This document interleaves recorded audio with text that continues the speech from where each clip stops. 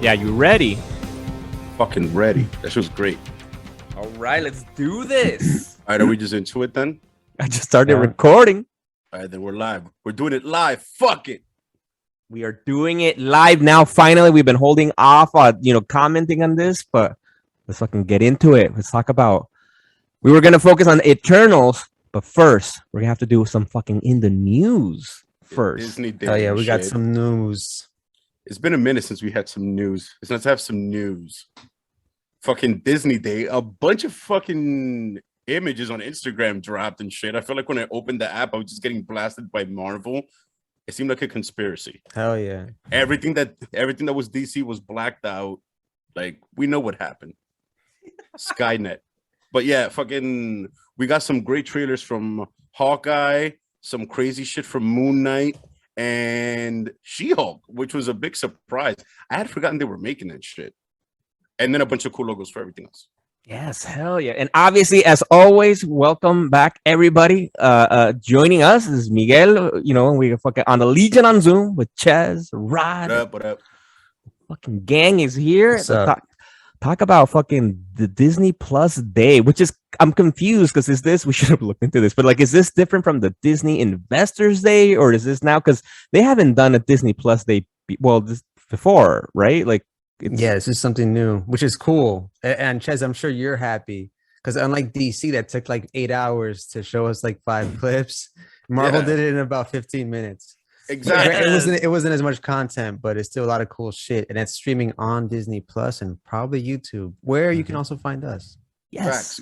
Go on YouTube and check out Rod do awesome finger guns when they said his name, because I'm pretty sure that didn't come across in the audio. There you go. That's what I'm talking with sound effects. Nice. Exactly. We appreciate all of you following, listening to us on the podcast. But yes, go check us out on YouTube and also give us a follow on Instagram and Twitter at just Legion on Zoom. It's our name. And you can join our community there and interact as we all fucking share. As Chess said today, basically everything DC was blacked out. And even fucking, thank God, the fucking Spider-Man No Way Home recently, I don't know if you guys saw anything. I regrettably did. There was a massive fucking spoiler leaked this week, and I did so well avoiding it until some fucking random account ended up sharing it. Yeah, angered me. Fucking, I obviously unfollowed them and everything, and it's because it's a fucking huge spoiler, man. And not everybody has your superpower, Chez, where you cannot be spoiled. Because everyone else is a bitch. That's why I'm on the opposite end. I loathe spoilers, bro. Hate them. Stop admitting to being weak. Like that. No spoilers. I kind of want to know, but I don't want to know. Yo, being spoiled repeatedly builds character. Imagine the amount of spoilers I've consumed. And then I can imagine, then you're mad, like bored at the movies. You're like, yeah, whatever. I'm not excited about any of these shocks, twists, and turns. You're like, yeah, I knew that was going to happen. I don't care. Whatever. Exactly. I mean, but in the end, does any of it matter though? So. Yes, it does. Because we all know the big ending. It all goes black at the end. Exactly. I don't know what's happening, but let's start with Hawkeye. Yes.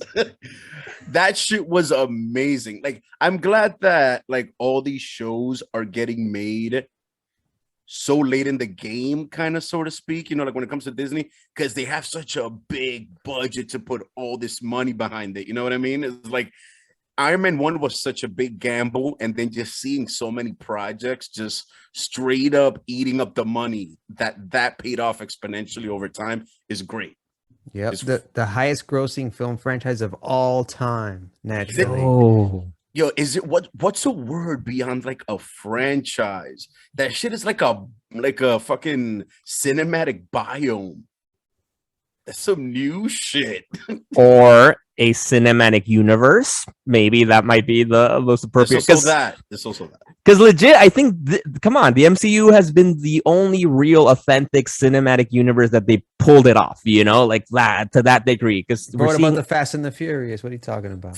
Yo, if there's any universe that has a fuck ton of cohesion, it's the Fast and the Furious franchise. Well, I beg to differ though, because they barely had one spin-off movie. So imagine imagine if it's That's only true. been Avengers or only Iron Man. No, but they've had spin-off movies, spin-off shows, and you bring up a good Tokyo Drift. you bring up a good point with Star Wars, because Star Wars at least is starting kind of now. It's had More. spin-off books, comic books, but now at least with the Clone Wars cartoons, and then it came back, and then we have the Mandalorian, and now it's starting to really branch off. And with like Rogue One was really the first separate Star Wars Facts. movie. And that shit got rave reviews. Yeah, it was And now we got the fantastic. Book of Boba Fett and the Mandalorian season 2. 3.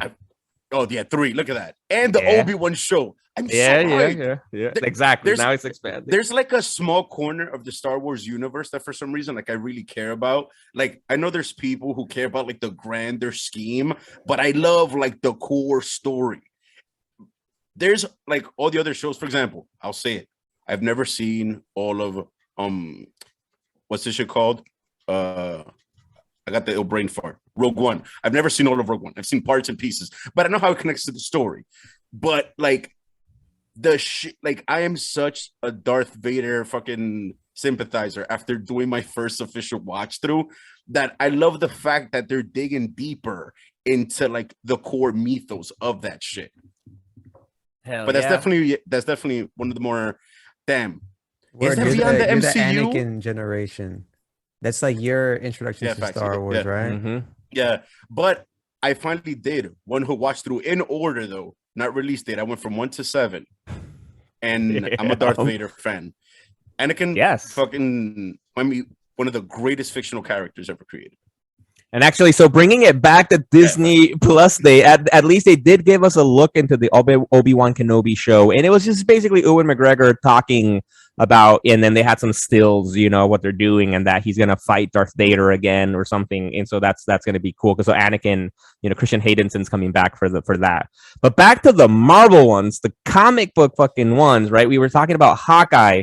And at least for Hawkeye, we already got a big trailer before, but now this time they gave us a full-on action scene. Facts. Honestly, it hyped me. It hyped me up. I'm like, this is going to be. Hopefully, that's not the only fun thing of the show, right? I doubt it because we've seen the trailer, a lot of different scenes, but it was fucking cool just seeing fucking Clint and Kate Bishop kicking ass, fucking car chase, and even the way they filmed it, right? Because it seemed to make it seem like it's a like almost like a one camera, one shot kind of thing, that the camera's in the back seat and kind of moving with them, which made it exciting.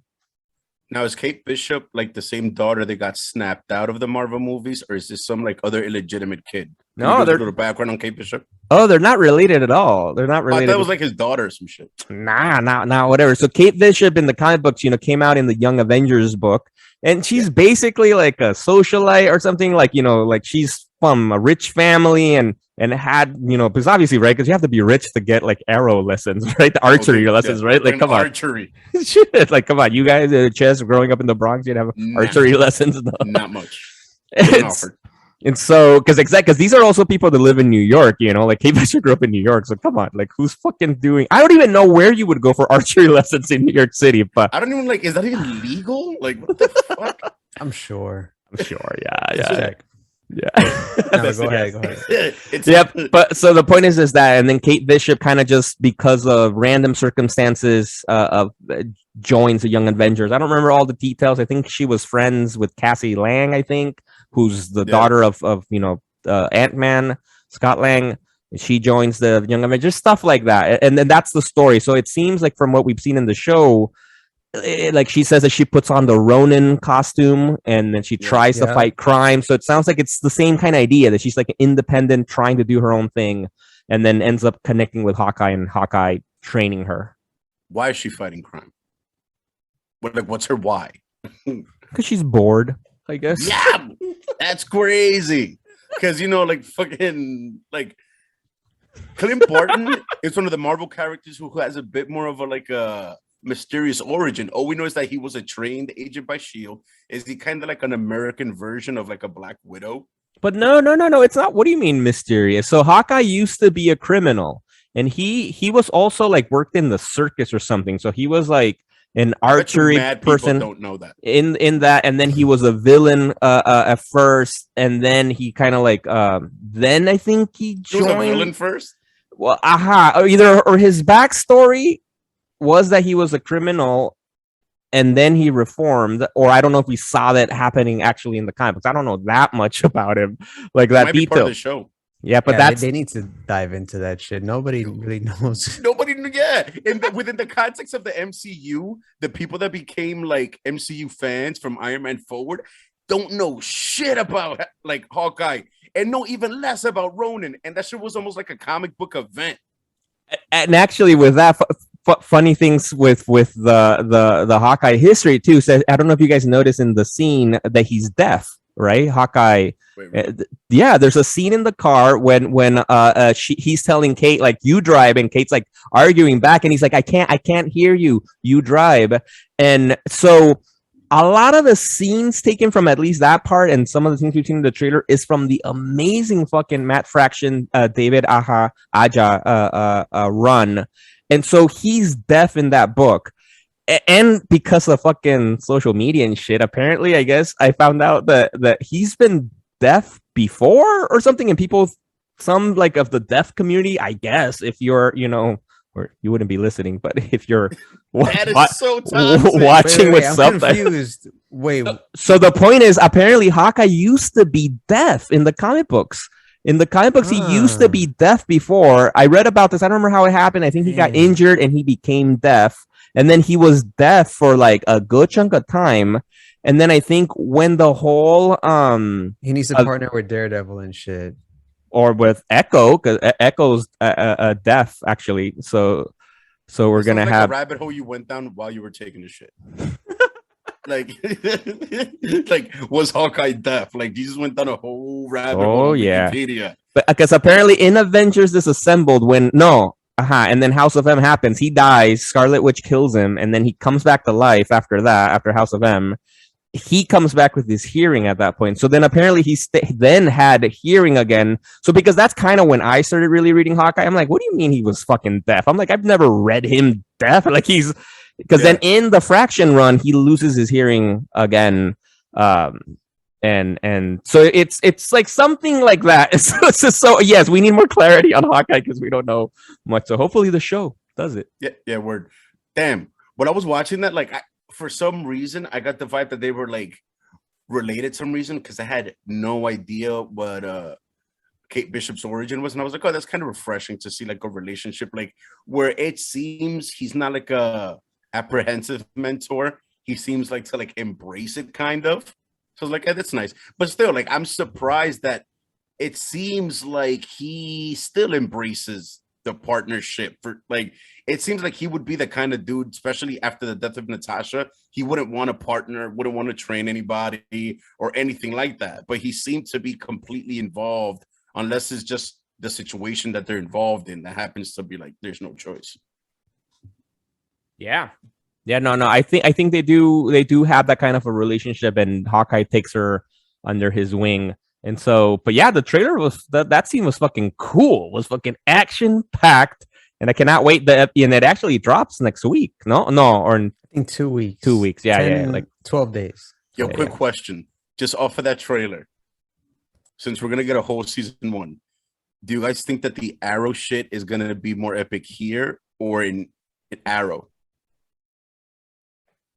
I would say here, but you guys tell me because I never watched Arrow. Really, I tried watching first season, I didn't like it, and then I stopped. Oh damn, that arguably the best season. I feel like of Arrow. Like the first 3 seasons were mad dark. Yo, he was catching bodies. Like yo, every arrow he let off that bow was a murder, straight up. That shit was crazy. Why do you think like he's so like hated in the city kind of until he becomes a hero? Like he's known for just killing mad henchmen, straight up killing them. Yeah, that's just crazy. But yeah, I'm expecting a lot more trick shots because I think Arrow, he was epic, but they were more practical. This shit's gonna be like they're gonna be doing mad ricochet shots, fucking mad crazy shit. But I'm looking forward to it though. Yeah, like that last one, right? With them, jumping off a bridge and then hanging off of the trick shot arrow and then landing on top of a subway. Yeah, like just my wild shit. I don't know. Did we see that on Arrow? Come on now. I mean, like, yeah, it had its moments, but they try to ground him a little bit. You can tell. Like, I don't think he ever pulled out a boxing glove. But... and also, you can't compare CW budget with Disney budget. Yeah, like I said, Word. the exponential profit and compound growth of billions of dollars. Fuck. Not just a bigger budget on Disney side, but twice as many episodes on the CW side. So their Facts. season Yeah. will run like 22 episodes and shit. Word. That's to spread that cake. That's out. kind of one of the downsides of that. But they started changing it up a little bit with Stargirl and Superman and Lois. I think they're putting more money into each episode. As they should. I hope it's a trend. I saw some of that too in Black Lightning. That's Just like Game of Thrones don't, shit. yeah, like less fillers and shit, more like hard hitting episodes. Yeah, word. Honestly, right? Like, give us less episodes if it means high fucking quality episodes, Facts. man. $50 million an episode, like that, straight up. Damn. Fucking All to Stefan Amell, straight up. Yes. Yo, he's the man. And- Yo, shout out. shout out indeed. He did an American Ninja course. That shit is on YouTube. Go check it out. Show's epic. But yeah, Yo, I'm smelling the resurgence of violent shit, also known as the fucking Daredevil Netflix verse, in the shadow of the Moon Knight trailer. I think they're gonna get really fucking dark in that shit. Cause right off the bat, with that bathroom scene, they pulled that shit right out of Daredevil. Or am I lying? I remember that's the same exact shit in Daredevil. So I think that was like a dog whistle to like all those people who enjoy dark, violent shit. They're gonna do it. Like they're gonna go there. And Oscar Isaac is intense and handsome and fucking like smoldering enough to do it. Yes. He is he is like a British or beautiful. some shit? No, Oscar Isaac is American. He's American. Oh Yes. shit. Yeah. He strikes me as foreign and exotic. He's exotic. Oscar Isaac is exotic as Yeah. fuck. And I think he's actually like born and raised in New York City. Oh actually. shit! Shout Okay, out. But he is Okay, like, where his parents from? oh, his parents are. Oh no, my bad. He was actually born in Guatemala. Latino, el hombre. Yo, Right? you That's what I see the thought. hardship in his soul. in So his apparently face. his nationality is both Cuban and American. So I guess one of his parents or both might be Cuban, but he was born in Guatemala. Yeah. Yo, when he stares at you, you see the inner conflict between communism and capitalism. It's not much of a conflict anymore. Shit. Facts. Yo. Damn. That was deep. yeah. But Man. yeah, fucking, we got. I want to. Yo, wait, real quick. wait, Speaking wait, of communism, real quick, I just saw Rocky v. Drago, which is Rocky 4, the Ultimate Edition, just came out. And it's funny watching that shit in a time capsule. As somebody it was like the USSR and shit, and it was America against Russia. Anyway, it's on Amazon Prime. Yeah, if he you're, was if you're a the hardcore USSR. fan. Yo, Yes. Yo, wait. Good question. Drago. Who was all more for Russia, Drago or Zangief? I thought you were gonna Ooh. say Drago or the dude from Black Widow, Red. Oh, the Red Patriot. Oh, Red It's like- Patriot, Right? Is it What Red was- Patriot? No. Red Guardian. Red Guardian. Guardian. Yes, Red Guardian. Guardian. No, They because should I think fight. because I think that like he was forced in that position, like that's why they had him locked up. But these two characters took pride in Mother Russia, like on some next shit. Drago or Zangief? I go Zangief on the low. I'd have to go Zangief too. I don't know. Yeah. He wakes up and he wrestled bears. Man, wait. What are you talking about? Oscar Isaac is beautiful. Moon Knight is awesome. Oh yeah. Fucking yo, yeah. like we got some glimpses of his costume, and it seemed pretty close to that fake image that was circling on the intrawebs. Right. Like the few shots that we got, it still kind of looks like Ragman from DC on the low, which I think is where they pulled this look from. Because in the comics, he has like a sleek bodysuit, which I would have enjoyed. But still, it looked pretty dope, yo. I can't wait. Yeah, and then actually Moon Knight's has had a little bit of different looks throughout his run, also depending Really? on the persona that he is, because then sometimes he has this who's Mr. Knight, and he's basically Moon Knight in a dope ass white suit and just like a fitted mask, and looks epic too, like that. And so I'm curious to see how much we'll get to see that versus the brawler classic Moon Knight look. And I think we might get both. with a 'cause cape. Mhm. I think we might get both because they do the whole Mr. Knight thing in the new Moon Knight book that's out now. Oh, yes, Yeah, exactly. like, You're right. yeah, like he's like super distinguished and shit Yeah. sometimes. Yeah, but I loved that. Just it was fucking like a Yeah, couple of seconds or whatever it was, a teaser, but I fucking loved it. And it was intense. then seeing that second voice that because we hear Oscar Isaac in an accent Couldn't shoot. which I'm trying to remember if Mark Spector, who is Moon Knight, if he's I don't remember what nationality. I thought he was American. I thought he was British. No, Mark Spector. That seems like a British name on the low. I know he's Jewish. Yeah, he's Jewish. So he's from Israel. Well, I mean, if Oscar Isaac wants to play him with an accent, I'm with it. All right, so actually, Mark Spector was born in Chicago, Illinois, and he's Jewish American descent. I was wrong. Yeah, but he was a mercenary, and he died in Egypt. Because that's the story. He dies under the fucking statue of Khonshu, and then trying to do good, and then Khonshu brings him back to life, and all of that. And I got that fucking Daredevil vibes, and I'm fucking all for this. Facts. And then what else did we get? But I want to know what Rod thought, because right before we started, like Rod was talking shit that you don't have to see it, Chaz. It was stupid. There was nothing there. That shit was dope. Rod, why did you hate? It's just a few seconds. I couldn't be more excited for Moon Knight to come out, but like the whole show is about 7 minutes, and like it's just a lot of fanfare. You do get like some decent. You get one like very far away shot of Moon Knight leaping from one building to another. I guess if you're very hardcore, that's awesome. But I'm ready for a fucking trailer. We don't even have a release date yet. Just that it's going to come out in 2022. Yeah, but like we'll probably get a trailer within like the next 3 to 6 months or so, most likely. Yeah, some epic shit, like a solid 3 to 5 minutes of footage. Right. And that lines up with the next, little bit of footage that we got was from She-Hulk, that they teased straight up She-Hulk, right? Like they never showed us fully She-Hulk. They showed us at least like her legs, part of her body, but we didn't. But we did get to see, Jennifer Walters, played by I don't remember her name, the actress. But I don't know, but she looked like kind of like Shakira, like early Shakira though. What? Damn, it's high praise. Yeah, she's pretty. Yeah, definitely. Yeah. Oh, Tatiana Maslany. That's who she is. Yeah. I saw her in Orphan Black.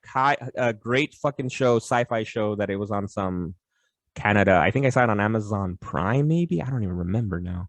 The last time I saw her was on Parks and Rec, playing a doctor. Right. And Aziz Ansari had a crush on her. And I've never seen her since. Glad to know she's been working and she didn't just like fade into like obscurity or not. Like she's making bread now. Good shit. But yeah, like it looked interesting, but they could have definitely given us more. Like I felt kind of cheated on that one. Here's mad irrelevant footage, like that you don't really care about. Like, you know what I mean?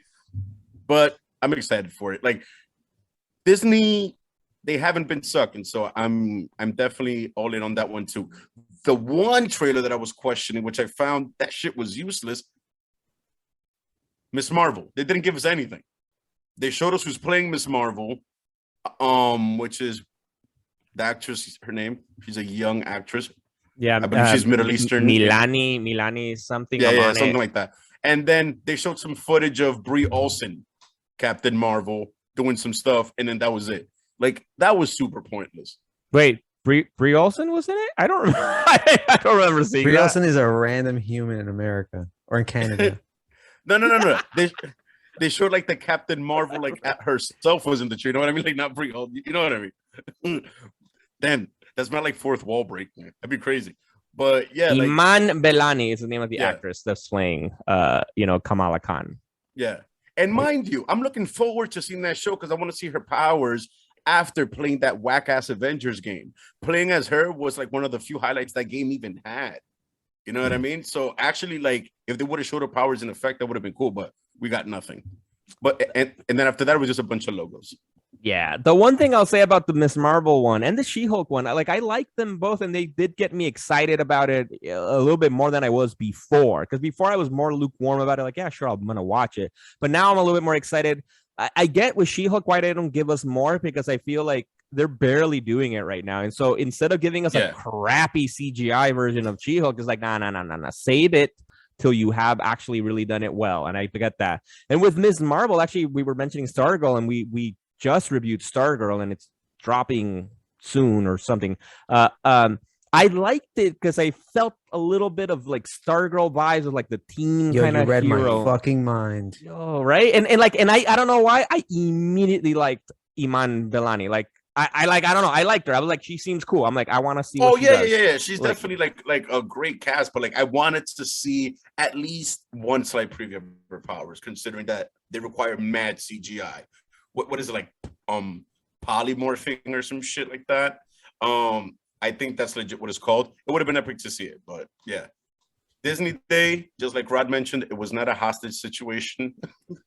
We got way less stuff, but they were considerate of people's time. Now they're just letting it soak into the ether as people rewatch it. You see what I'm saying? Like it was right to the sense. point. And we also had a lot of new animated series. You know, we've only had one so far, which is What If Season 1, which is confirmed for Season 2. And then we also got X-Men 97.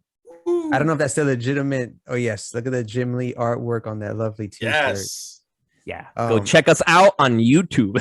I like this new Miguel's thing, shirt like, and they've like delivered us like superhero shit, and we've like had our fill, but we want more, like the gluttonous Americans that we are. But now they're attaching like a side of nostalgia to it, like, oh, Batman 89. Oh, wait, X-Men 97. And you're like, oh my God, I'm gonna be a kid again. No, the industry has us hook, line, and sinker, man. I do appreciate that though, because that means that if they're reaching that far back, there's only so far back they could go before there's nowhere to go, and then they have to make original shit. So it's this crazy sick cycle. Because come on, all that shit, that's super lazy. People could just rewatch like the old X-Men series, you know what I mean? They could just create a new X-Men series, you know? But to bring that one back is like, you understand the value of nostalgia, and you're also being lazy about it. Yo, But eventually, that, there's not going to be enough shit. So I thought it was brilliant to announce it with the meme of Wolverine oh, with the that portrait. that was clever. That's was like clever. the magic of the internet. Yo, whoever made that meme, I hope he's known, because that shit just swept the internet when it came out. And now fucking Marvel is using that shit to do like a memeception and promote their own shit. Facts. Anyway, I feel like it's probably tragic. I feel like the person that created that meme is in some bar right now, you know, seeing is like, you know, I made that, you know, and they're like, shut the fuck up, Randy. You the fuck you talking about? Exactly. Just, he's like drunk and throwing a beer, like it was me. Look how that meme. I made it. That was the first one, whatever. But yeah, and that was fucking dope. Like, and just to see the X-Men 97, and like they showed us at least the team, which is pretty much the team from the original X-Men animated show. And but to what you were saying, Chess, I will say at least they have made other X-Men shows. You know, we had X-Men Evolution, and we had Wolverine and the X-Men, which I do think both that's of the shows the one. Were fucking dope. Yeah, but especially Wolverine and the X-Men. I think that's the one I would love to see a season 2. You see what I'm saying? They could have done that. They could have done that. That would have been way less lazy. Shit, maybe they might, man. You never know. Like no. Because when they were not doing that, they were making X-Men 97 instead of doing with that. So and actually, like doing that. For on Disney Plus, do we have those other because we have X-Men 97, like the original one on the that's what I'm saying. It's out there. It's out. Yeah, it's X-Men, on Disney, if I'm not mistaken. 92, right? Series. Not 97, right? Like, well, I mean, wait, no. The animated show was no, like from Fox. Oh yeah, that was 97. No, that came out in 1992. Yeah. Really? But that for whatever reason, this next one is going to be X-Men 97. Like, did the show end in 97, or was that? I think it went so. 4 seasons. I think so. That's what I'm saying. Like, well, from there, like, is it picking up where the show left off, story wise? Yeah, I didn't even think about that. Probably, yeah. 90s. Because actually, yeah, it's the show ran from October 31st, 1992, all the way to September 20th, 1997. Yo, we just fucking cracked the code live. Yeah, Kevin Feige can't fool us. Yo, it's like there's Dan Brown and then there's us. Fuck out of here. This is why you listen to us. for us to give you this Fuck. information, people out there. You are welcome. Word, yo, we just fucking cracked some Vatican level shit. Yo, so I'm stoked for that. I haven't rewatched that series in forever. We Word, must now. you know, Yeah, You know let's do what a I hope? treatment on that shit. dude. I'm hoping they don't fuck up the intro with some shitty remake. Just mad dubstep. Sounds awesome. Ugh. Yo, from fucking wailing guitars and fucking that shit was an 80s. Well, mind you, it was in the 90s, but like people, you could tell that the people that made that shit, they grew up listening to mad crazy shredding. Yep. Like, you know what I mean? Mad hair metal, exactly. Like, Also, if it's you're a gonna get big fucked up. fan of that intro, they made a Japanese version because they also aired this series over in Japan, and they had their own intro, which is even I'm gonna more listen to that. Japanime awesome. Damn, Yes. I'm gonna Check listen that to that out. shit. Check that That's out. crazy. That's fucking crazy. Was there anything else that was pretty good? The last announcement that they had, which is something I had no idea, is that they're giving us a new Spider-Man animated show. But what's different, because we've already had a bunch, and we had recently from Disney some pretty good ones, very kid-oriented ones. What's different is this is set in the MCU, and it's supposed to be, it's like Spider-Man freshman year. So it's about like his start as Spider-Man, which makes sense, right? Because we saw Year him I'm with pretty it. much when Iron Man gives him the suit, right? It's just like he's been Spider-Man before that, and so that'll be cool to watch. I'm down for a cartoon of that. Yeah, like I wouldn't want that. Like I feel like we've gotten Spider-Man's origin so like how many times does Uncle Ben have to die? Like All the fuck. times. Oh yeah, and since like I assume Disney has the rights to animated Spider-Man characters, I don't know. But it's all 'Cause, the like- same, I think. I see what you're saying. Because like Okay. what will they show in this freshman year? Like who can they show from Word, like, the who's out there backlog this of early? villains? Yeah. That they Like- won't then again or may or may not integrate later on into the live action shit. I don't know. It's all Or- complicated with fucking yeah, Spider-Man.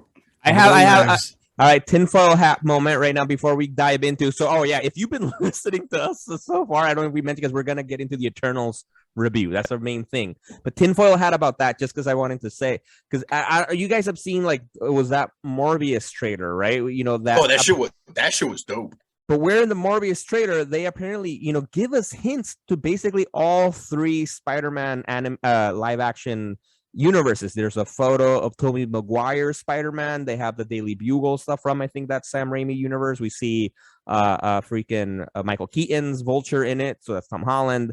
And then there's that acknowledgement of Venom, right, too, because Morbius makes that joke saying, like, I'm Venom.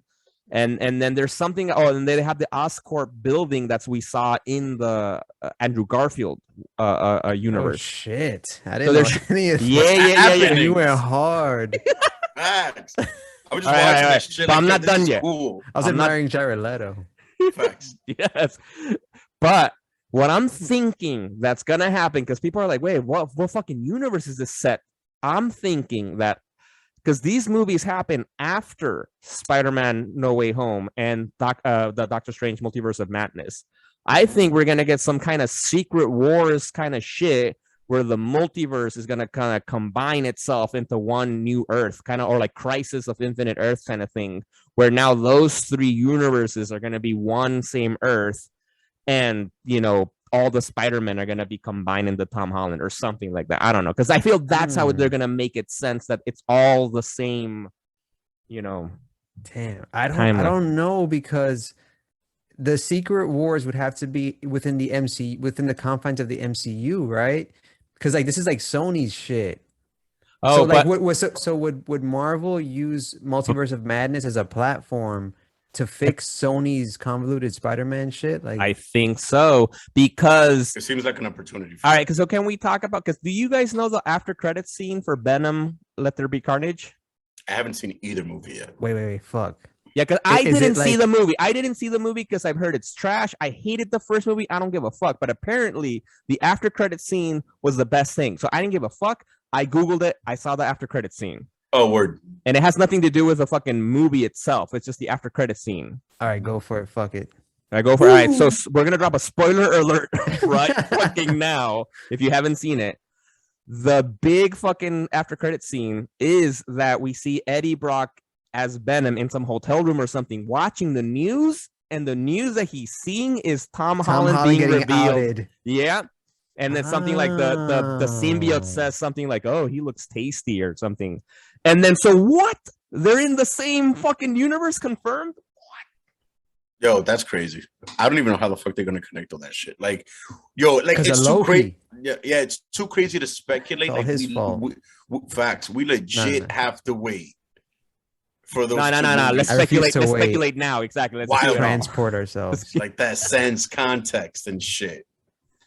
Which now we no longer have to speculate talking about crazy shit. We fucking saw Eternals, and I enjoyed it a lot. It was a fucking wild ass ride. That shit was dope. I loved a lot of things about it. There were some things I didn't enjoy, but everyone can agree that Salma Hayek is fucking hot. Oh, dude, it's Salma Hayek. She has always been fucking hot, beautiful, amazing.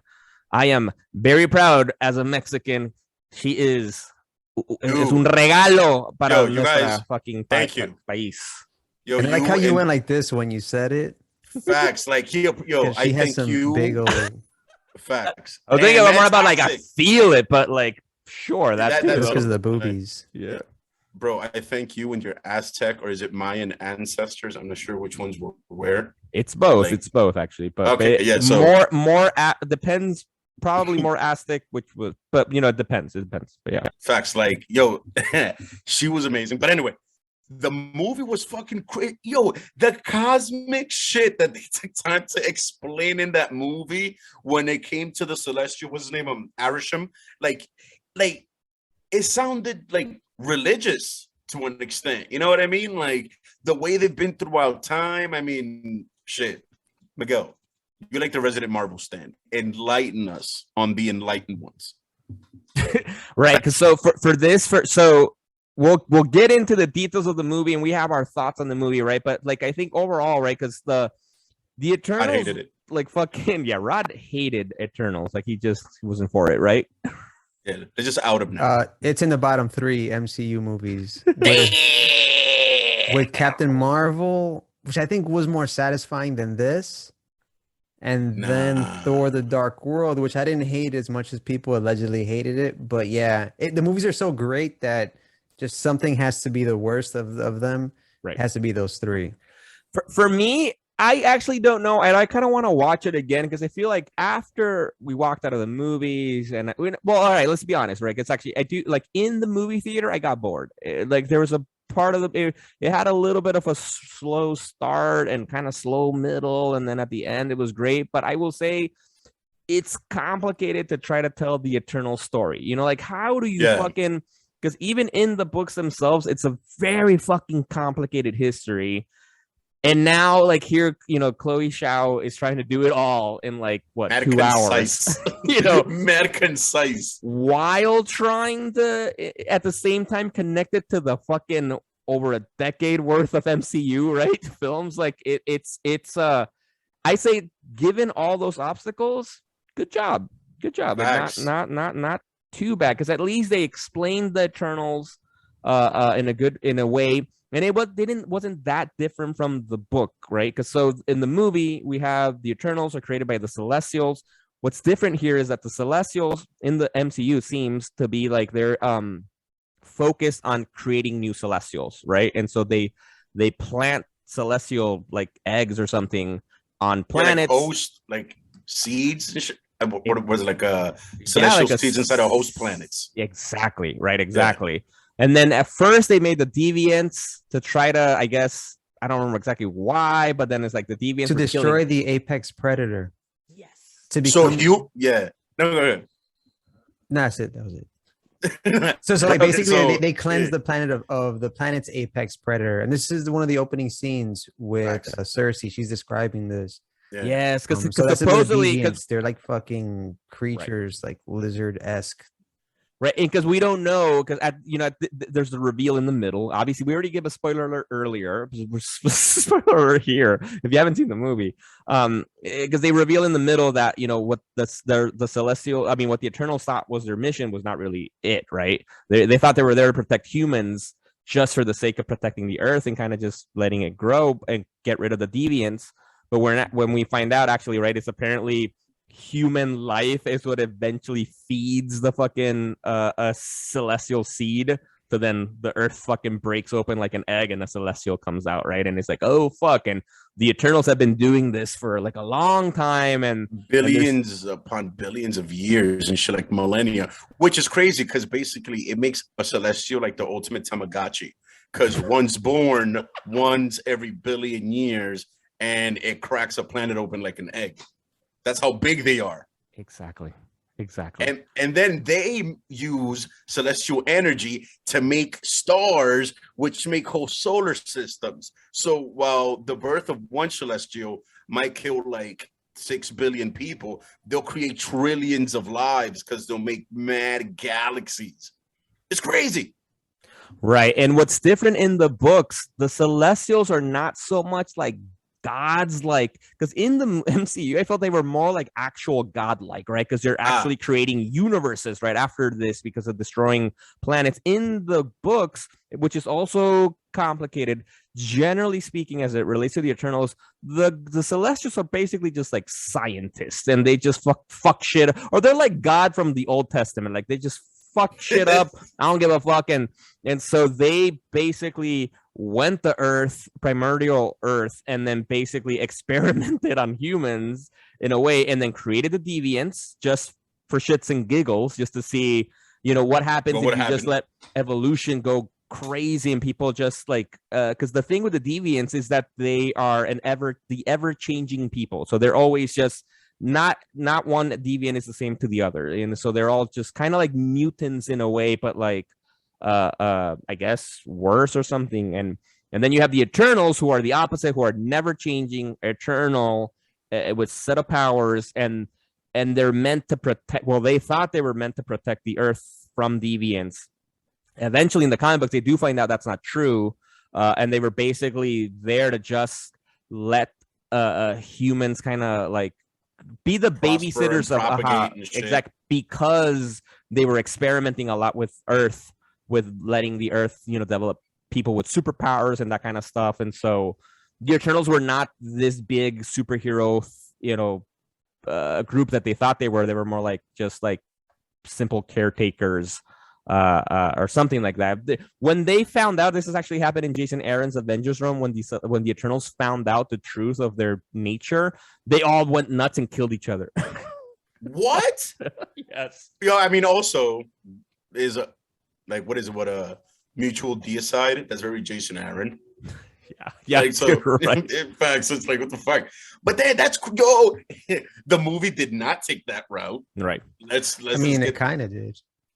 Not real, not at all. Actually, did not take that. No, but a little bit, I guess, because you're right, Rod. Because like when they find out the truth, we see the schism begin between the Eternals, and then they start to fight each other, and some of them die. Right? We get Gilgamesh dies, and deaths, or it was just one. No. Let me see. Who else died? Ajax and Gilgamesh. Ajax, Ajax and Gilgamesh. Those two. Yeah, we're just talking about some high. Yeah. Only those two. Yeah, what about Angelina Jolie? Thena. Did she die? She lives. No, she lives. Oh yeah.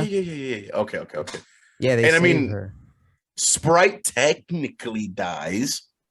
Well, she becomes a human. Come on. Well, yeah. But her death is down the road. Like it's like it's like philosophical shit. Yeah, it's like saying like, so we're dead already. Yeah, no. Yeah, yo, dude. We start dying from the moment we're born.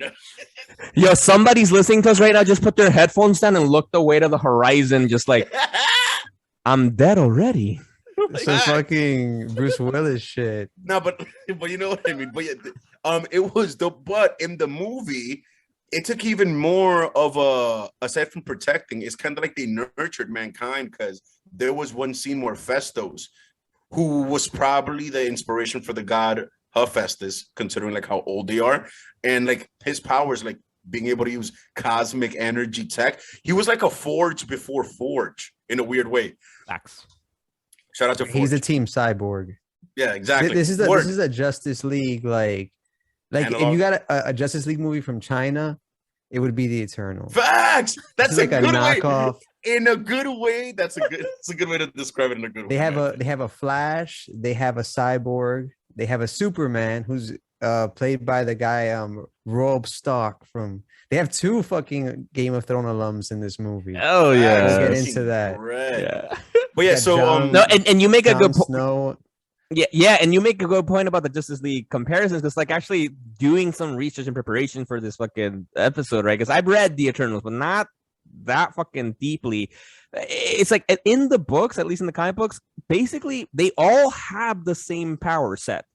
Like they all can fly and have strength and telepathy to some degree, and the Cersei's power of the material manipulation, transfiguration. But they all have it at different levels, no? Like so, Icarus is obviously the strongest one. Well, Gilgamesh might be stronger. I don't know. I'm not sure, but that's the part that's confusing because at least for the movie, they really made sure that because I remember that Makari, who here was played by I think Lauren Ristall, her name, a deaf actress, and so then Makari was deaf. It's a male character in the books, and he is a speedster, but I don't think it's like a big thing. I don't need to remember, but I think like because everybody's fast from the Eternals, so but here they made it very separate, which as we've seen, I think Chloe Sang has commented that Zack Snyder's work and especially his Superman, Man of Steel stuff has influenced how she approached some of the Eternals, and especially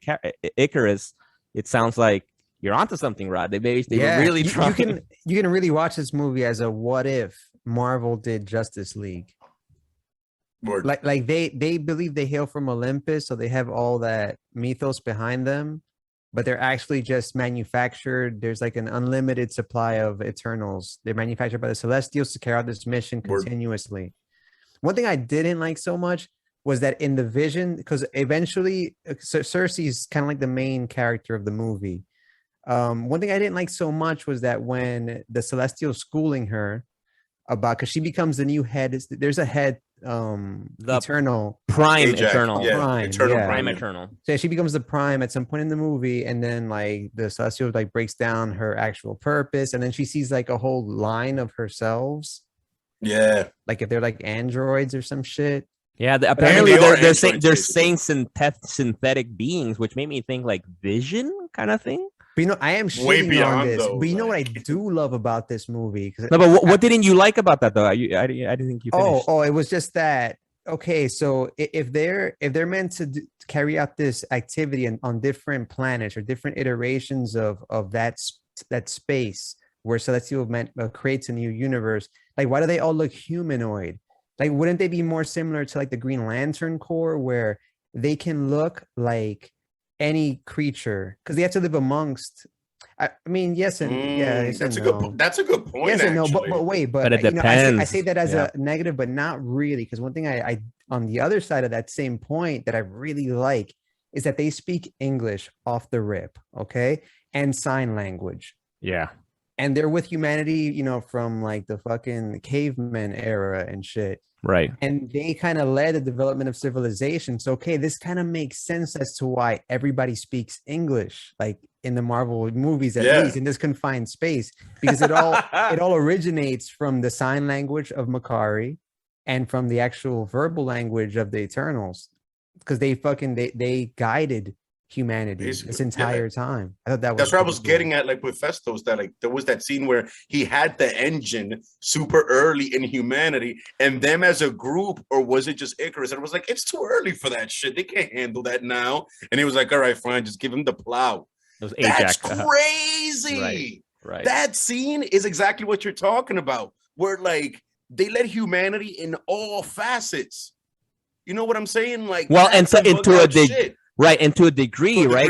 Right, because they're instructed to not really be involved, right? Interfere, but obviously they can't help themselves, and they do interfere to some degree, right? And because in the movie, right? That's what we see leads to that first schism in the Eternals, right? At some point, because they're waiting for Arishem to come back and take them, because they still just think like, we're just here to protect them from the Chill out deviants, for a and bit, yeah. they killed all the deviants. So now what do we do?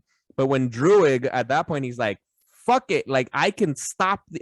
Actually, we were talking earlier about I like Aztec, that dude that played about the Druig. Aztecs. So there was the scene of fucking word. the conquistadores, Hernan Cortés and shit, fucking killing a bunch of Aztecs. Cortez. Yeah, motherfucker. And Druig's like, he can just stop it. He's like, come on. And so then they separate from there. Okay, now question. As a Mexican, would you have wanted Druig to stop Cortez back then? Yeah, 100%. But you might not be a doctor right now, though. I don't give a fuck. I might be effect. I might be Damn. Yo, I might be something more epic. Imagine if these cultures, the Aztec culture, the Mayan culture, were to let the propagate or whatever and just flourish for years. Shaman. There's a chance you may never been born without that butterfly effect. Damn. I would take that chance just to see that fucking universe. It would be epic. Yo, Yeah, Cortez. Like, fuck, straight up. Yo, I enjoyed that. What's his first name? Is that his first or his last name? Hernan. Hernan Cortez. Hernan Cortez. Yeah. History lesson, bitches. With the epic helmet. Yo, smelling terrible. Yo, man, yeah, fucking just saying killing and raping, like whatever. Nah, bringing man, pigs, good. Yo, bringing that swine, bringing all the diseases, with chicken pox and everything. Yo, Druig, yo, I respect Druig. He got tight and he left. Yeah. And by the way, when they found him a bunch of years down the road, his Kabian was living pretty chill. It's not like he had them in prison. You know what I mean? It wasn't like he was on some like Jim Jones Scarlet shit. Witch on them. No. The people in Scarlet Witch in the town were in pain and they were going psychotic. The people that were with Druig had nice, honest lives who otherwise, considering their country, might have been fucking like had to live in fear and violence. Okay, think about that for a second. Yeah, they're living better. They're living better than the people. Look at that. Considering their country, what wasn't it? Weren't they living in the Amazons in Brazil? No? Yeah, in South America, in Brazil. So those people either could have like a comfortable life, like in a commune, or have to deal with the issues of Brazil, which is crazy geopolitical shit. Like, are you like? Wait, Brazil's not that bad. Nah, he's keeping those people just to live selfishly and shit. Listen, just a peek into my head that I side with Druig. Like, straight up. You should enslave us all.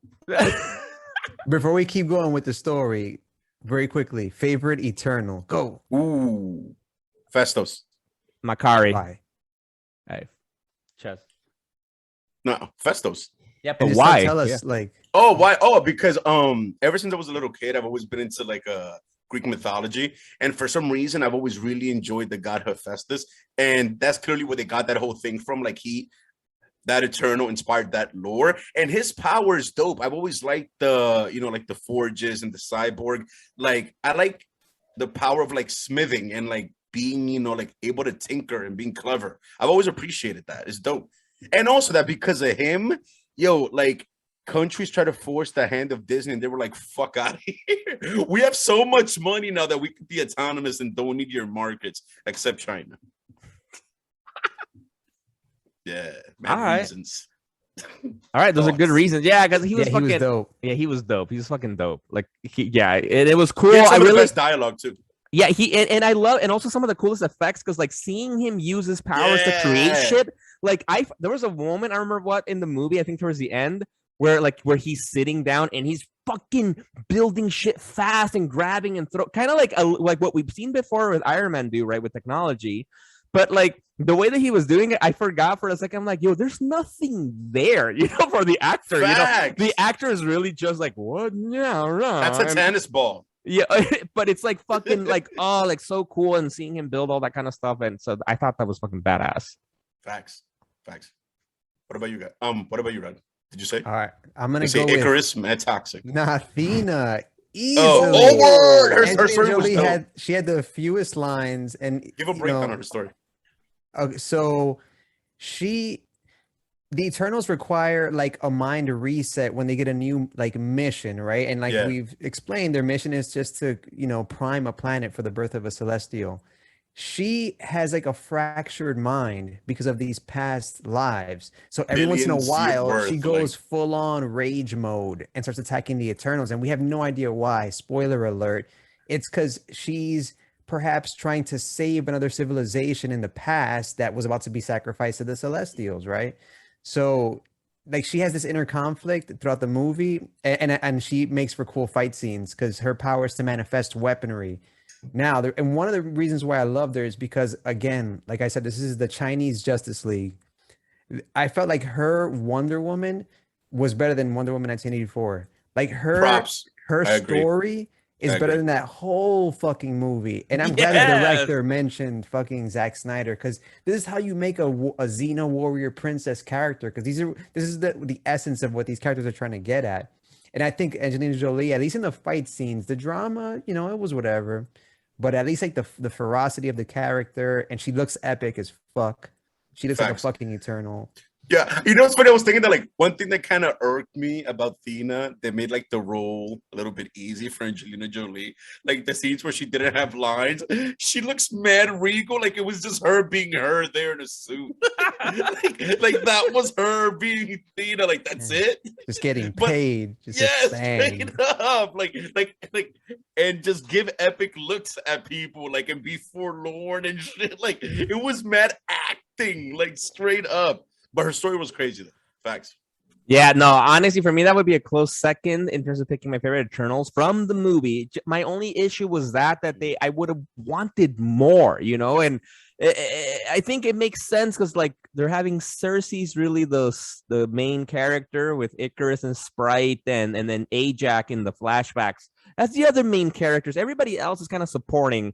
And if you have Angelina Jolie take the lead, then she's the fucking lead, right? Then everybody else is like on the side, because every time she was in the fucking scene, she stole it, right? Because she's like tunnel vision. She's amazing. She like the comparisons to Wonder Woman is like, this is the kind of Wonder Woman we deserve, man. Like, because Angelina Jolie has everything. She's got the fucking acting skills, right? The acting chops, plus the fucking the intensity, the skill. I believe that she's fucking cutting shit up, and she's done action films in the past, right? So we know she can do action.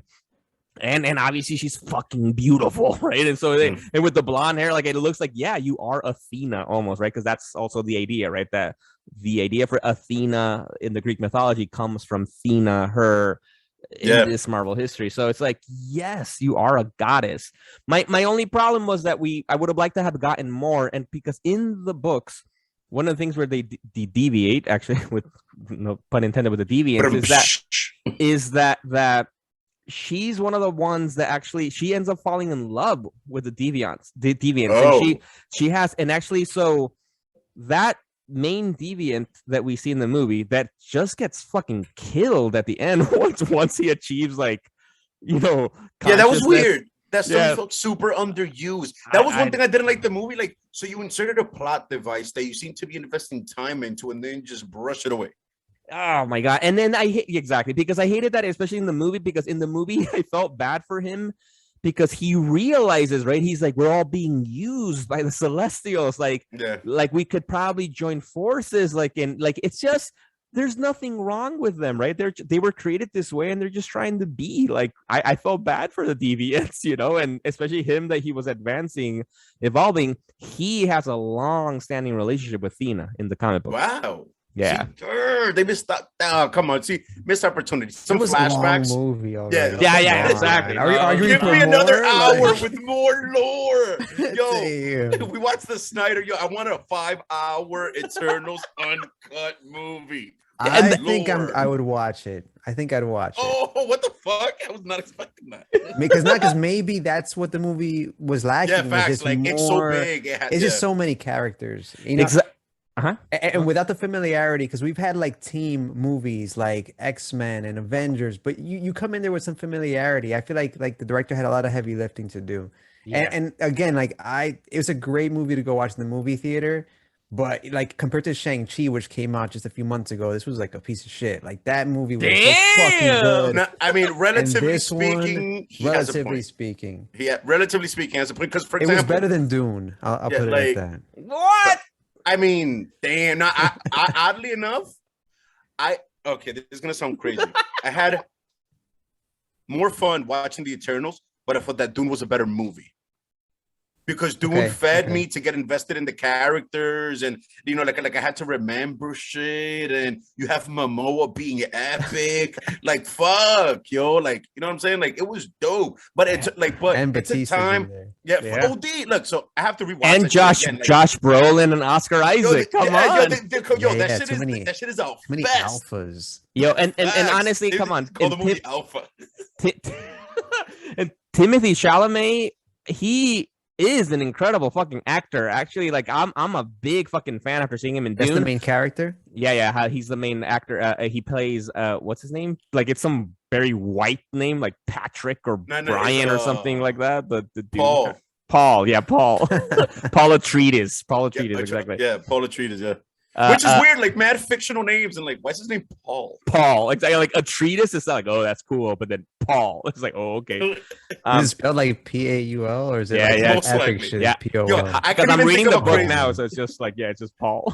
I can't even think of a crazy way to spell Paul. Like, Actually, just to highlight that, actually, if you guys have Netflix, I know Ra doesn't fucking have Netflix, but go watch The King in Netflix, which is like this period piece of like Henry the Fourth or whatever it was, played by Timothy Chalamet. Fucking incredible movie, and he's just an incredible actor. But anyway, Wonka. Yeah, he's gonna be. Which, all right, we'll see how that goes. It's gonna be an epic, the Wonkaverse. Yo, facts. And I think this is a prequel though, like the one with this dude. What's his name? Depp. Yeah, I think that was a remake. This one is a prequel. Okay, a prequel to what? To Depp or the OG guy? Technically, since one is a remake, it's basically a prequel to either. If you think about it, probably like to the book or something. Yeah. You know, like I'm saying, like it doesn't matter the which Wonkaverse. Yeah, facts. Well, we Gene never Wilder. got is a sequel. Is Gene Wilder alive? No, Gene Wilder passed away a while. Yeah, no, Yeah. not a little while ago, I think. Yeah. And that's we can't have that movie. Never mind. Yeah. No, but a comment to Dune though. I was thinking, but it's what's different though with Dune and Eternals is that one Dune. Really, I loved Dune. I fucking loved it. I thought it was sci-fi at its fucking best. It was a film. Because it's world building and everything that's happening there is for a reason, you know. So like every dialogue, everything matters. In Eternals, not everything matters. It kind of just is to set the stage, but not really. I don't know. Like it's hard to describe. Like it doesn't matter. And at least, but with Dune, you go into it knowing, like at least Denis Villeneuve, like the director, went into it knowing that he's gonna make another film, so he doesn't have to put the whole fucking story of the book in one film, Facts, which would have been impossible. Which is what happened in the original, 80s. I think was it David Lynch? I think that made the first. Was it who made? I forgot that this one is a remake, right? Well, it's not a remake. It's like it's based off the book, so it's still like it's just a new version of the book. Oh, movie. yeah. A remake. Wait. So they're both based off the first book thus far. Yeah, but apparently further exploration into that. Exactly. But apparently the old school movie ends with the ending of the fucking book, like the whole fucking thing. And this one really takes its time, and then and apparently Dune still is like 6 books or something. So we'll see what happens. So with Eternals, I think it was just like a little bit. So I like Dune more than Eternals. Well, yeah, like I enjoyed them both, but I just felt very differently about them because with Eternals, it was like I'm trying to care about the characters, but like they're so abstracted from the rest of the MCU because of the shit they deal with. It's like, okay, this is kind of just like a side story of the MCU. Right. In Dune, I felt like, there's no frivolous dialogue here. Just like you said, everything matters. Like, fuck. And for me, my favorite Eternal, I think I would have to go with Makari, actually, the speedster. I don't know why. I just really loved her. I love the sign language part of it. Like, I don't know. I was just very intrigued by her. I also really liked her in terms of, like, I think she's beautiful. Yeah. She's just very, like, I don't know. It was something I wanted more of. I hated that she kind of, for a good chunk of the later half of the movie, was just not there. But I wanted to ask you, I've seen something, at least on social media, talking about like people saying that this is the best on-screen speedster that we've ever seen. Thoughts? Can't hit on my boy Crank Custom like that, bro. Hmm. It's been years and years of speeding. Oh, no, I'm gonna give it to fucking Days of Future Past Quicksilver. Yeah. Easily. Ooh, The I go Grant best. Gustin, my man's. Fuck Yep. out of here. So I was thinking that too, and I've heard some of those comments too. Exactly, like, come on, like fucking Days of Future Past gave us the best fucking Quicksilver speedster scene. But I was thinking about Flash right now, the Justice League, right? The Zack Snyder's Justice League. We got some dope ass, especially at the end, right? When Flash goes back to reset fucking time. That looked dope as fuck. But all those cool speedster scenes have been the slow-mo scenes, right? So those are fun, slow motion, but like what we got with Makari, what I really loved was the action. We didn't get any slow motion Makari scene. It was all fucking Word fast, running, boom, boom, and punching and hitting and moving. That. And that looked really fucking cool. Like, I don't think we've seen a speedster fighting like that, really, other than maybe Grant Gustin a little bit. But come on. Yeah, we did see Superman versus the Flash in this movie. Like, yo, that's what I was thinking as I was watching the last fight, because that's the beauty of this movie, and that it's a Justice League clone, is that a lot of the movies them fighting each other, right? So you see Wonder Woman fight Superman, Athena fight Icarus. You see these like showdowns take place, and that's what I really like. It's a good special effects, good fight scenes for the most part when they're fighting each other, at least. Facts. And a quick shout out to what's his name, Kanuna Gianni on playing Chemo. Every scene that he was in was Kingo, flawless. I think, right? Yeah, Kingo. Mm-hmm. I thought it was Chemo. Kingo. But yeah, like dude, every scene that he was in stole the show. But you see how like they had to use him to force in the fact that Sprite was in love with Icarus to justify her betrayal. Like, that felt mad forced. Like, here, this way she's gonna betray the team. Say it real quick in this scene. All right, go with it. Let's keep going. You know what I'm saying? Like it was so much info. Like, they could have just made it that, like she wants to just be human. But no, she had to be in love with Icarus. Icarus never loved her because she looks like a kid. You know what I'm saying? Like, that felt extra. Oh, that's a beautiful fucking point. That's a great, because you're right, because that one makes us tells us that you just have to trust them, right? Because they've lived for thousands of years on Earth, and so sure, maybe at some point Kingo noticed Sprite's attraction to Icarus. We never saw that, but okay. But you're right. But what we did see her suffering about, like, fuck, like, I'm a kid. I look like a kid always. And the dialogue she had with Cersei about, like, you get to, at some point she was complaining about it. And it's like, you're right. Like, I think I would have believed it more that she did it just because she's tired of being a fucking kid for eternity. You know, you didn't need the other part. I like Kirsten Dunst. And yo, you read my fucking. I was literally just getting ready to say that. Yeah, I was holding it. I'm like, let me say it first. Yes. Yo, damn. Shout out to the OG Eternal Kid. Yo, we are film scholars connecting dots. At a community college and shit. We're just here lecturing. Interview with the Vampire is one of the greatest movies ever made. One of the greatest movies. Fuck yes. Facts. Way better than Rocky 1. Yeah, and in the books, that's actually some. Get out of here. Yo, the first Rocky is in the Congress vaults of whatever the fuck. They have like a registry of the best films. I bet you they don't even have Interview with the Vampire in that shit. I bet you they do. That check. They might have. They definitely have Rocky. And Lace like that, straight up. And Brad Pitt, come on, man. Word, yo! And Antonio Banderas. Oh, come on, man. Bro. Yo, literally, that might be the most handsome cast. Fuck Magic Mike and all that bullshit. You're talking about Tom Cruise in their prime, Antonio Banderas, and Brad Pitt. Yo, that is literally the fucking golden trilogy of handsome men. Fuck. Fuck. Damn. Shit.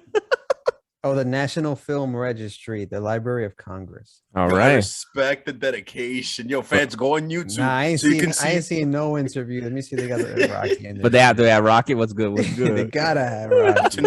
Watch it not be there. Straight up. They'll have some shit like Raging Bull with De Niro.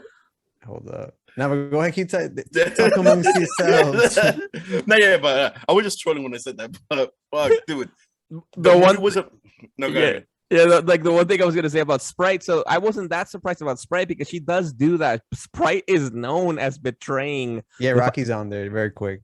This is important. Yo, the national fucking bro. like National Biden, man. Come not on. Biden. I don't know why he's involved. It wasn't until Biden got on first day. Sign. Rocky, bro. Yeah, I mean, in fact, let's be honest, because if it would have been Trump, he would have told us that he put it on there on Twitter. Exactly. He would like just added Rocky to the National Film Registry, like that, straight up. But in the comics, though, is she in love with Icarus? No, I don't think so. Actually, a male. Didn't you say it was? Is Sprite a he? No. Isn't in the it? comics? Sprite's a girl in the comics too, I think. You mean a woman? No, it's a girl because she's like she's like. Oh yeah, but she's also 5,000 years old with boy, wisdom and bro. experience. Is it? That's a woman. Fucking the fans, I encourage you again, go on YouTube so you can see these two scholars on the web using our time purposefully. Oh, apparently she was male before and then female. Because I'm looking at right now the baby wiki, Loki Marvel, exactly like Marvel fandom wiki, and she was male at one point, probably at the beginning, and now it's been female. From the books that I've read of the Eternals, which was primarily the Neil Gaiman run with John Romita Jr. illustrating, Sprite was a girl, and currently now in the current run by Kieran Gillen and Esad Rivik, which I recommend, she's also a girl, but maybe at some point. Because Chaz, what are you gonna say? No. I was just thinking about how the fact that, aside from the fact that he pointed that out, he has a point in his argument. But go ahead, we'll get into that later. Because that's the whole awakening thing and. Right. So because that's the other thing that differs in the books, at least that I'm excited to see if they do this in the sequel. Because honestly, I'd like to see a sequel, especially when we get into the after credits scenes. Is that in the books, though, they die and they come back to life, though, like kind of what we've talked about before in the X-Men books right now, as that they're doing with the Krakoa era, that they kind of defeated death. The Eternals have been doing it for a while before, where they die, and they alluded to this in the movie with that they said that they're not from Olympia, right? They come from, I think they call it the Machine or the World or something like that. Shit like that, like the World Forge, I think. The World Forge. And that's in the comic books. That's like a part of fucking Earth that the Celestials built or some shit like that. Oh shit! It's like this technological thing that whenever they die, then they just get like basically cloned or something, and their essence is brought back to life. And like Krakoa. Exactly, just like they're doing it now with the X-Men. And so that happens. God's nodding in agreement, like word. Facts. And then they get mind wiped and that kind of stuff. So that happens often, not too much, right? Because they are super powerful. So it'll be interesting to see what happens in the movie with them dying. Does that happen? Do they then because it sounds like the Celestials, Arishem specifically, controls that World Forge thing, whereas in the books it's really under the control of the Eternals. And so people would have to have a lit character in it for me to give a fuck. Like, they'd have to make it like really appealing to watch somehow, because I think this shit is if you had to miss a Marvel movie, this would be the one. What? Damn, now you bugging. I wouldn't say that. Bro, I see you can miss as fuck. You can miss any of the Ant-Mans. You're gonna pay $20 to hear Mahershala Ali say some shit for 2 seconds. Dude, I paid $20 so I can meet the Celestials and like be taken on an epic ride. Now what? I mean, also, how ambitious could they have gotten with a being that big? What do you mean it was lame? Like he was like the voice of like beyond God, like the explanation. That shit was mad trippy, dude. I mean, the concept, is the Celestial was valid. Like okay. How about you, Miguel? Bruh. You think they pulled it off or not when it came to that's the thing I love the most about this movie. the Celestials, they did it well because, as you've heard in prior episodes, if you haven't listened, one of my biggest issues with Guardians of the Galaxy 2 is that they made Ego a Celestial. When fuck no, Ego is not a Celestial in the fucking comic books, and it doesn't make sense with what we, especially now, as what we saw now. That is not Ego's power set, man. Like the fucking what we saw, and apparently they've made some comments that maybe in the next Guardians of the Galaxy film, we'll get some information more clarified about that maybe Ego was lying or something, calling himself a Celestial, which I would be fine with that. Come on, like Ego's powerful, but he's not a fucking Celestial, man.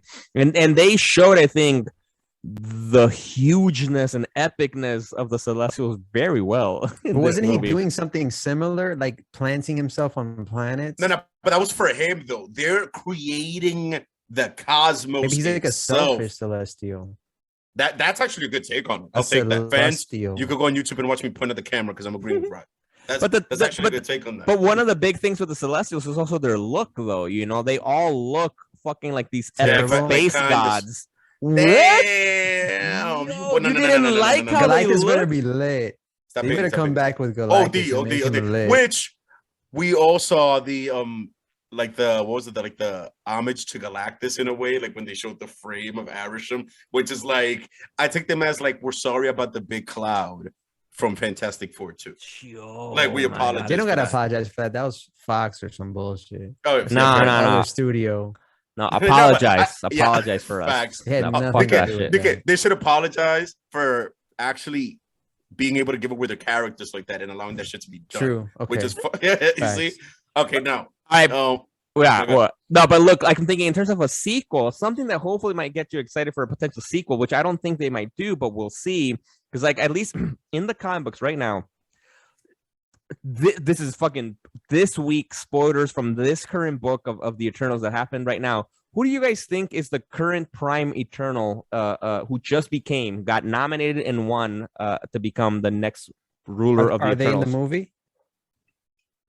No, but they are part of the MCU, or were a part of the MCU. Damn. Fuck, that's crazy. Thor? Motherfucking Thanos. Yes. Is it the Eternal Prime, the Prime Eternal? I don't remember. I forgot what's the direction of that. Because so then that ties to the after credit scene. On the Earth? First one, yes, on Earth. So that ties to the after credit scene because at the end of that movie, before the Black Knight Blade scene, which we'll get into, is that we see Star Fox Eros appear with Pip, voiced by Patton Oswalt, and Pip and Star Fox played by Harry Styles. Yeah. Appear, and he's like, my brother is Thanos. So Thanos is a fucking Eternal. And so to see them explore that in a second movie, now that we have this kind of lore a little bit more established, and if they have the resurrection stuff connected, and if it connects the bringing Thanos back in some capacity, I would be down to fucking see that. Which would explain why they didn't interfere. Because, like, okay, I didn't really get that line until now.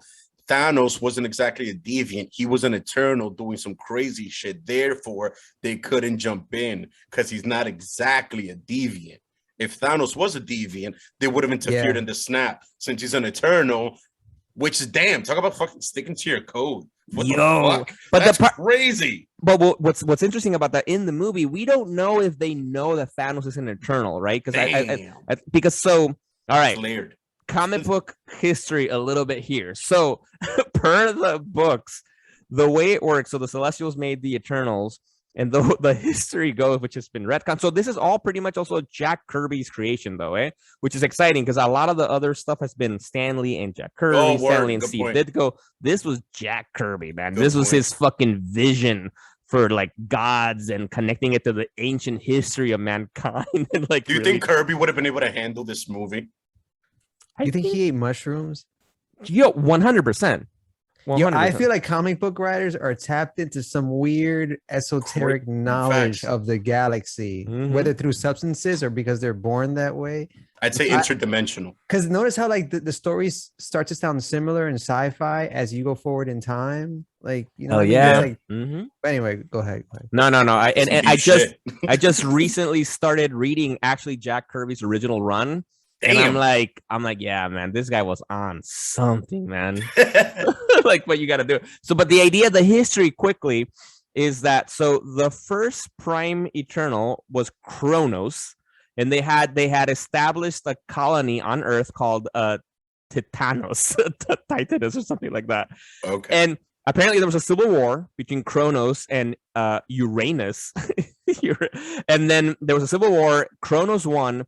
Uranus was like, fuck all you guys, I'm gonna go to Uranus, right? And then so left Earth, and then eventually established a colony in Titan, actually, I think part of The them. moon. In Saturn's moon, Titan, exactly. And on Earth, we stayed with Kronos, but then Kronos went crazy or some shit and fucked shit up and then died. And then basically then it was between him and his two sons to lead the Eternals. And the two sons, which that's actually one of the big differences in the movie, is that the leader of the Eternals isn't Ajak, as it was, in the movie by Salma Hayek. It's a character called Suras. He's the leader of the Eternals. And it's this white dude with long hair and a beard, like Odin-like type of character. And so in the books, Suras wins the election or something, and he becomes Eternal Prime on Earth. But then a lot of Eternals were like, yo, fuck that guy. We don't like them. And they go with his brother, Alors, who takes on the name Mentor before, so I don't know if people may know by this point. That sounds familiar. Who then Mentor goes to Titan. He's like, fuck Earth, let me go to Saturn, check out the other Eternals that left a while ago, who apparently most of them died on some crazy cosmic catastrophic thing. And then Mentor takes his Eternals and goes to Titan. And because he's all about like, fuck these Celestials, I want to do our own thing, and we have to create our own type of way of living and that kind of stuff. And so Mentor with Uranus, a Celestial, a Suisan, have two kids, which is Thanos and fucking Eros, who's Starfox. Damn. But Thanos, and then there were scientists and stuff like that. So I don't remember exactly if they forced this or it was just a genetic abnormality, but Thanos is born with a deviant gene, which makes him the way he looks with the chin and that kind of stuff. And also, I guess like that's how they explain his propensity for full-on evil, right? Because then Thanos kills everyone on Titan, kills his mom, kills everybody, fucking except except his brother. And I don't remember if he killed his dad or not. But so then that's one offshoot of the Eternals that we are yet to explore, which I do think we see in the movie with Star Fox appearing and kind of introducing himself. And with all the Eternals that we've seen that they were mind wiped, I'm sure there's this whole other, probably there were Eternals that awoke from the fucking, shit that they were doing to the Celestials from before. And they're like, nah, we separate from the Celestials. We have a colony on Titan.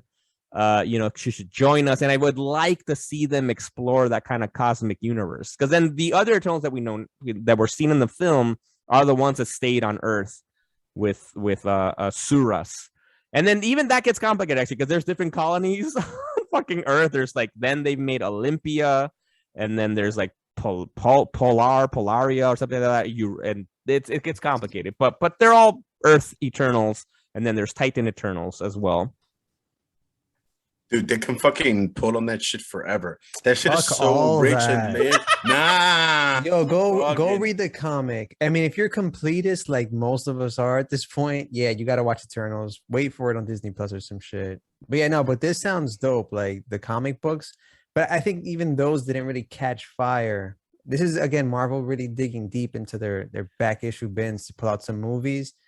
There are hits and misses. You get a Shang-Chi every once in a while, and you get an Eternals every once in a while. No, and that's a very good point, because I've been thinking about it, for instance, comparing it to Guardians of the Galaxy, right? Because like when they made Guardians of the Galaxy, like nobody knew who the fuck they were other than comic book fans, though, right? Because the opposite of the Eternals is that the Guardians of the Galaxy had a good comic book run, like the original 80s comics is not the same as what we're seeing in the movies, but we got the Dan Abnett and Andy Lanning run that was fucking successful. It was a great fucking run, and we got continual comic books, but people didn't fucking know. With the Eternals, that wasn't been the case. Like Eternals has had, like a few runs, short series or mini series kind of things, and but they're not necessarily like critically acclaimed, like the best fucking, and they haven't really had a long series. And so I think that's why we see the movie not being such a hit, because it's like, well, the book wasn't such a hit to begin with, like it's the idea there is kind of cool, like the idea of the Celestials and the Eternals, but like as its own kind of thing, I don't know. I mean, I'm pretty sure they could like put like not go balls deep like that, but they couldn't like do certain small projects or pull certain things from it as needed. I wanted to ask you guys about the elephant in the room. So the entire movie is about the fact that they're trying to stop a new celestial, Tiamat, from being born and killing everyone on Earth. Now, considering what the Celestials do you guys agree with the Eternals stopping the Celestial from being born, or should the new Celestial be born and continue to make new planets? In other words, do you guys agree with Kingu? And Icarus, right? And Icarus. But Icarus was like, damn, bro, like you killed Ajax. You took it a little far. Kingu was like, yo, I'm right, but like I'm out. I kind of like that though, right? Because I like that, that felt like the whole religious tone to it, right? About people believe about religion that kind of way, right? Yeah, that facts. Some people believe in their gods and their myths and their beliefs so much that they're willing to kill for it. Well, I mean, his is more like a duty than a religion, even one can argue. You got to think about fucking like the Crusades, and also right now with terrorism and stuff like that people are doing it from their belief, So I felt Icarus was getting to that point. They're like, I don't give a fuck. I'm gonna just do it, and then Kingo was more like, I know that's not okay, but fuck it. Like this is what I believe. I like a little bit that pull, but no, I don't, because fuck God, I don't. Damn. No, all right, Jason Aaron. No, come on. Jesus Christ. Because why am I supposed to trust that they know what's right? Fuck that shit. Yeah, that'd be trippy as fuck. Like if they succeed, it's Celestials born. And then fast forward to the next like civilization. That's like some next level. It's Dune. Oh shit. So you don't agree either. They should have stopped the Celestial. No, I agree that they should stop the Celestial. Right.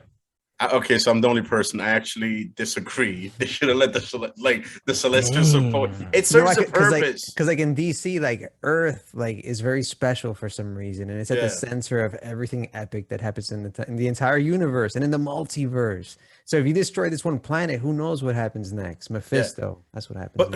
And that's what and that's what I love about Ajax's reason for trying to stop this, right? That's why Icarus kills her, because she falls in love. Wait, Ajax falls in love with with humanity, that even she was like, I love them, like they've changed me. Sort of, but she falls in love with humanity. Nah, sort of, but she was mostly impressed by, like, she said it straight up. She's like, look, Thanos killed half of life in the fucking whole universe, all of existence, and they, with a snap of a finger, brought them back. So she's like, these people are fucking special, right? Like, oh my God, like humans, regular fucking humans, just fucking tried and did it. And so I can see her being like, no, yeah, let's keep these people around, because you don't know what's gonna happen. Damn. I'm one of three. I agree. Tiamat should have been born so the cosmos can continue.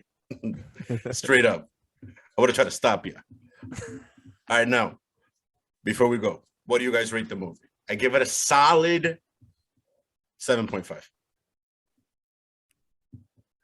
Because it was ambitious. Like, it was meh, but like it was a good movie, I felt. I agree. You know what? I'm gonna give it a 7.52, just because, like, as much as like after the movie, I'm liking it more and thinking about it more, but I can't ignore that when I was there, because we all went to the movies. We were at this comfy ass movie theater at the AMC Magic Johnson in Harlem. And Word. comfy With ass rumbling seats. Yo, rumbling seats, great sound, great screen. I got my fucking popcorn, fucking, Me and Chess soda. had edibles. Facts. And then I finished Miguel's popcorn. Yeah. And before that, I went to Krispy Kreme. It was lit. It was great, and I got bored. I remember at halfway through the movie, I was just like, I don't care. Like I was like, yeah, okay, whatever. And I'm like, I can't. It was exhausting. I can't ignore that, right? Like as much as I love the world building, I kind of like the potential of what may happen next. Actually, like for instance, like I'm thinking about it the same way as Loki. Like I Loki for me was like whatever. Like what was exciting about Loki was dope. Loki was whatever, man. I don't know. Like Loki's cool because of what's gonna happen next. Like, and it was cool because Tom Hiddleston. Tom, fuck no. I give it a 6. Also, Oh, that's valid though. It's not no, even but that that's your lowest. You don't score anything low, bro. Like wow. Yeah. And also, I felt even before walking into the movie theater that it was like cheap metas. I feel like it's they introduced like whatever 8 new metas into the MCU, and I feel like it's a very like a cheap introduction. I feel like a lot of these characters have a lot of history and they're developed throughout like the MCU films, but now you have a Superman out of nowhere. Now you have a Wonder Woman out of nowhere. Like it's cool to see. And also Marvel Studios, you guys are bullies for doing DC stuff before DC has a chance to get their shit together. They're like, yo, let's just own it all. Let's own it all. Nah, what do you mean before they had a chance to get together? Like I felt that this was the most DC film. Like DC's done Justice League, 2 Justice League films already. They did a Batman versus Superman where we got fucking like Wonder Woman introduced. Like, no, they've done it. They've tried and they failed. They failed. I think Zack Snyder's Justice League is a way better movie than the Eternals. So I'm gonna give it a 6. I'll give you that. Yeah, I'll give you that too. I'll give you that too. Yeah, because like even on top of that, because like what Zack Snyder was 4 hours, right? I wasn't bored throughout the 4 hours, like I was fucking really in it, and the Eternals was like at some point I was like, there you go. That's a really good point. I'm glad you mentioned that because I don't remember getting like the little like dragged exposition-y part of Justice League. I don't even like. It was kind of cool because when they were like describing like the past, like the dark side fight and shit like that in the past, like it was still kind of interesting, whereas this one not so much. Facts. Which brings us to a 7, which there you go, that seems about right. That's valid. Yeah, that's it. On that note, that shit was fucking dope. We're gonna see him go. But then what do you guys think about we heard Blade's voice at the end? Just Blade's voice. Facts. In the end credit scenes, Kit Harington touches or is about to touch the ebony blade, and we hear Mahershala Ali, or well, we think, but we're pretty sure it is. It's confirmed. No, Chloe sang confirmed, and like it's a done deal. It is Blade, which is fucking dope. Like that shit was like a concentrate of nitrous.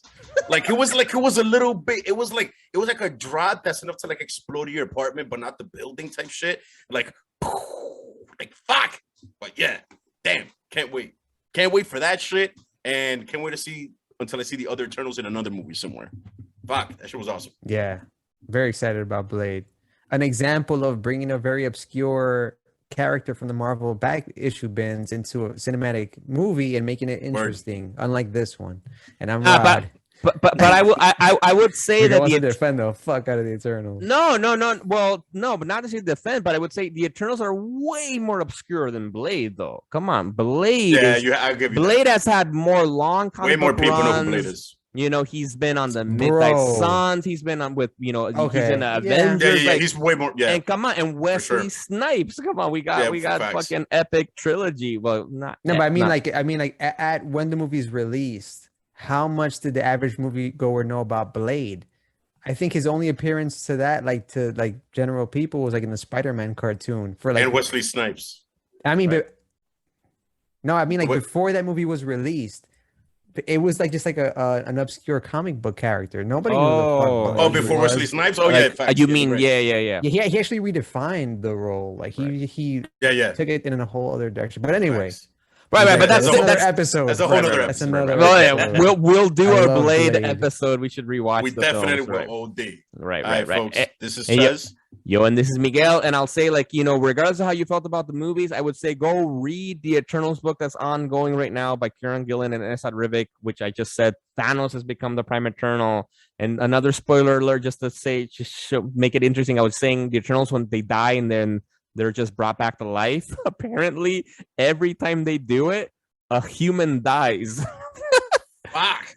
And so that's another big shock for the Eternals. And now they're like, fuck it, we won't do that anymore. And so it's a good book. I think this is finally a very good, consistent Eternals book. So I recommend that. Yo soy Miguel. Go read that shit, people. Deuces. Bye.